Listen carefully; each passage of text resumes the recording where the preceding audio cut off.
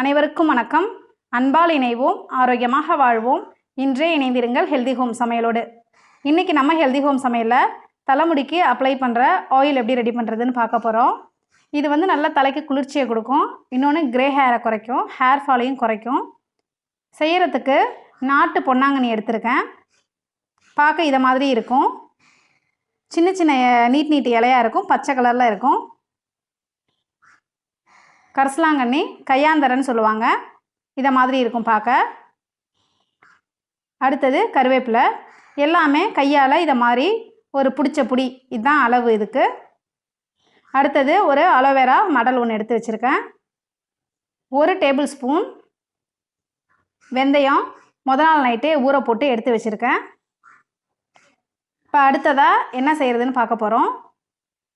Oil ready பண்ணுறதுக்கு முதல்ல mixie ஜாரில் கருவேப்பிலையை சேர்த்துப்போம். அப்புறம் கரிசலாங்கண்ணி கையாந்தரன்னு சொல்லுவாங்க, அதையும் சேர்த்துக்கலாம். பொன்னாங்கண்ணியும் சேர்த்துப்போம். இது எல்லாமே நான் ஏற்கனவே க்ளீன் பண்ணிவிட்டு வாஷ் பண்ணி எடுத்து வச்சுருக்கேன்.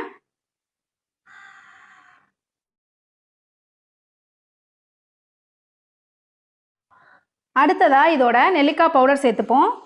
நெல்லிக்காய் பவுடராக வச்சுருக்கேன், நல்லா நான் பவுடராக சேர்க்குறேன். ஃப்ரெஷ் நெல்லிக்காய், பெரிய நெல்லிக்காய் இருந்தால் 3 நெல்லிக்காய் சீடு இல்லாமல் கட் பண்ணிவிட்டு சேர்த்துப்போம். அதுக்கப்புறமா 2 டீஸ்பூன் மருதாணி பவுடர் சேர்க்குறேன். 1 டீஸ்பூன் நெல்லிக்காய் பவுடர், 2 டீஸ்பூன் மருதாணி பவுடர். ஃப்ரெஷ் மருதாணி இலை சேர்க்குற மாதிரி இருந்தால் கையால் 1 கை அளவு மருதாணி இலை சேர்த்துக்கணும். இதில் நம்ம போடுற கரிசலாங்கண்ணி, கையாந்தரை, மருதாணி இதெல்லாம் தான் நம்மளுக்கு வந்து கிரே ஹேரை குறைக்கும். வெந்தயம், அலோவேரா இதெல்லாம் வந்து குளிர்ச்சியை கொடுக்கும். இப்போ வெந்தயத்தை தண்ணி இல்லாமல் இதோட சேர்த்துப்போம். இந்த தண்ணியை நம்ம வேஸ்ட் பண்ண வேணாம், அரைக்கிறதுக்கு வந்து இந்த தண்ணியை ஊற்றி நம்ம அரைச்சிப்போம். இப்போ அலோவேராவில் 2 சைடு உள்ள முள்ளை கட் பண்ணி எடுத்துப்போம். அலோவேரா மடலை பறிச்சுட்டு வரும்போதே நம்ம அதை வந்து ஒரு மூலையில் ஒரு தட்டு மேலே நிமித்தி வச்சிட்டோம்னா அதில் வந்து ஒரு எல்லோ கலரில் தண்ணி மாதிரி வடியும். அதெல்லாம் வடிஞ்சதுக்கப்புறம் நம்ம யூஸ் பண்ணலாம். அதனால் நம்ம வந்து செய்ய போகிறதுக்கு ஒரு 1 மணி நேரத்துக்கு முன்னாடியே மடலை பறித்து இதை மாதிரி ஒரு மூலையில் நிமித்தி வச்சிடணும்.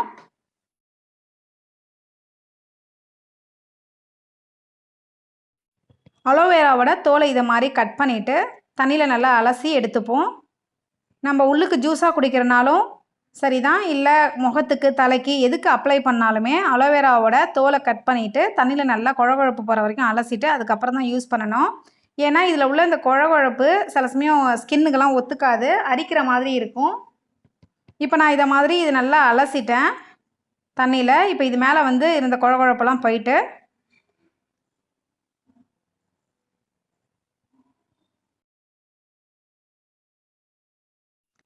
இதை இப்போ நல்லா திக் பேஸ்ட்டாக அரைச்சி எடுத்துப்போம். தண்ணி வந்து கொஞ்சமாக சேர்த்து நல்லா அரைச்சிப்போம். தண்ணி அதிகமாக சேர்த்தோம்னா நம்மளுக்கு எண்ணெய் வந்து கொதிக்க லேட் ஆகும். அதனால் இந்த மாதிரி பேஸ்ட்டாக அரைச்சி எடுத்துப்போம். அரைச்ச பேஸ்ட்டை மண் சட்டியில் போட்டுக்கலாம், இல்லை இரும்பு வாணலில் போட்டு கொதிக்க விட்டுப்போம். இப்போ இந்த பேஸ்ட்டோட நான் வந்து 1/2 லிட்டர் தேங்காய் எண்ணெய், செக்கு எண்ணெய் சேர்க்குறேன். ரீஃபைண்ட் பண்ணாத எண்ணெய் சேர்க்குறேன்.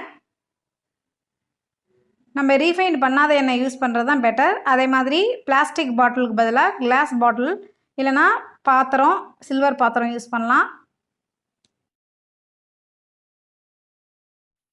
லைட் பச்சையாக இருக்கிற இந்த பேஸ்ட் வந்து நல்லா எண்ணெய் கொதிக்க ஆரம்பிக்க டார்க் பச்சையாகிடும். அந்த இலையில் உள்ள சாரெல்லாம் அந்த எண்ணெயில் இறங்கிடும். அப்போ எண்ணெயும் வந்து நம்மளுக்கு வந்து டார்க் க்ரீனில் கிடைக்கும். இப்போ இந்த பேஸ்ட்டையும் எண்ணெயும் நல்லா மிக்ஸ் பண்ணி விட்டுட்டு அடுப்பில் வச்சு கொதிக்க விடுவோம். அடுப்பை வந்து ஹையில் வச்சுக்க வேணாம். கொதிக்க ஆரம்பித்தோடனே நம்ம சிம் பண்ணிடணும் அடுப்பை.